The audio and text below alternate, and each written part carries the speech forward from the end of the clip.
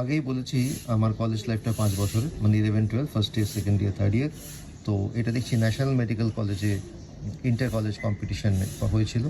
আমি সমস্ত inter college কম্পিটিশনে পার্টিসিপেট করতাম কলেজের হয়ে, আর সমস্ত ফার্স্ট, সেকেন্ড, থার্ড অলওয়েজ হতাম। এবং এটা ফার্স্ট হয়েছিলাম আমার জীবনের একটা প্রথম ছবি আঁকা ন্যাশনাল মেডিকেল কলেজ থেকে। স্টেজে উঠে প্রাইজ নিয়েছিলাম, দেখছি দেখা আছে। পুরোহিতরা সমস্ত বিয়ে দিচ্ছে, সাধনাতলায় বিয়ে হচ্ছে। এই আর্টের মধ্যে রামানন্দ বন্দ্যোপাধ্যায় একটা তোমরা ছবি যে স্টাইল সেটা তুমি খুঁজে পাবে। তখন স্যারের কাছে আমি রবিবার করে যাচ্ছি এবং ছবি আঁকছি।